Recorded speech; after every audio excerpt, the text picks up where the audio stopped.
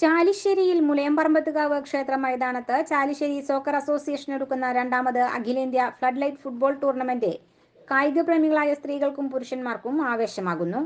പുരുഷന്മാർ മാത്രം കാഴ്ചക്കാരായിരുന്ന ഫുട്ബോൾ ടൂർണമെന്റിന് സ്ത്രീകൾ ഉൾപ്പെടെ കുടുംബമായാണ് ചാലിശ്ശേരിയിലെ മൈതാനത്തേക്ക് കാൽപന്ത് കളി കാണാനെത്തുന്നത്.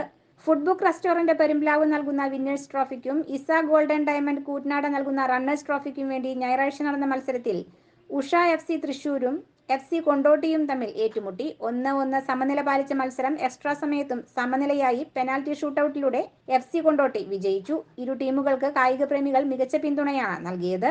തിങ്കളാഴ്ച രാത്രി നടക്കുന്ന മത്സരത്തിൽ കഴിഞ്ഞ വർഷം ചാമ്പ്യന്മാരായി സ്വർണ്ണക്കപ്പ് നേടിയ ഷിഫ മഞ്ചേരിയും ഉദയ പറമ്പിൽപിടികയും ഏറ്റുമുട്ടും. മെയ് 3 വെള്ളിയാഴ്ച മുതൽ കേരളത്തിലെ മികച്ച ടീമുകൾ ക്വാർട്ടർ ഫൈനലിലേക്ക് പ്രവേശിക്കുന്നതോടെ കായികാവേശം വാനോളം ഉയരും. പാലക്കാട്, തൃശൂർ, മലപ്പുറം ജില്ലകളിൽ നിന്നായി ആയിരങ്ങളാണ് രാത്രിയിൽ ക്ഷേത്ര മൈതാനത്തേക്ക് ഒഴുകിയെത്തുന്നത്. കായിക രംഗത്ത് മികച്ച പ്രവർത്തനം കാഴ്ചവെക്കുന്ന മാർവൽ ആർട്സ് ആൻഡ്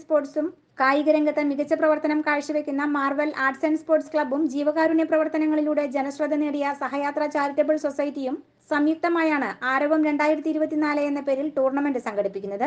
ടൂർണമെന്റിൽ നിന്ന് ലഭിക്കുന്ന വരുമാനം ജീവകാരുണ്യ പ്രവർത്തനങ്ങൾക്കും കായിക രംഗത്തെ വളർച്ചയ്ക്കും വേണ്ടിയാണ് വിനിയോഗിക്കുന്നത്. ടൂർണമെന്റിന് chairman VV Balakrishnan, convener MM Ahammed Unni, treasurer Jyothidev എന്നിവരടങ്ങുന്ന സംഘാടക സമിതിയാണ് നേതൃത്വം നൽകുന്നത്. News fact, Kunnamkulam.